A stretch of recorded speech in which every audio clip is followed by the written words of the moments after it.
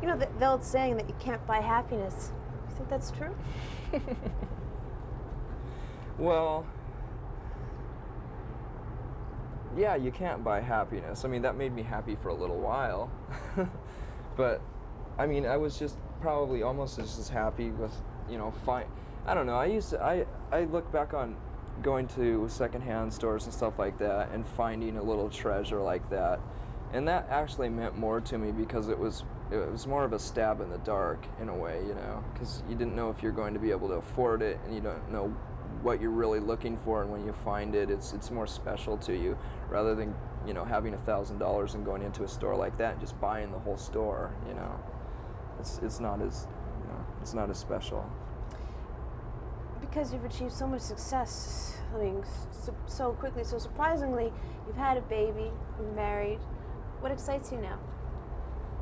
My baby and my marriage. I don't know. I still like playing too. I mean, Chris and Dave and I haven't changed at all. I mean, believe it or not, we get along just as well as we ever did. We're just as the same passive-aggressive people as we used to be. We never fight. When we're pissed off at each other, we just hold it under our breath and have respect for one another in that way.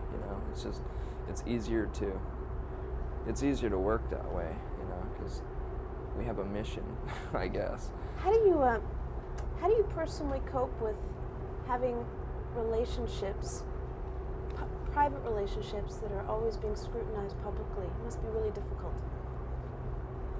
Well, it is, but I mean, I still have a lot of the same friends that I used to have, so they don't seem to mind, and that isn't ever really exposed too much. No one writes about how me and my friend Dylan walked down the street and did whatever, but yeah, but they rip apart you and Courtney. They'd love to do that. Yeah, I don't know why, but we're just I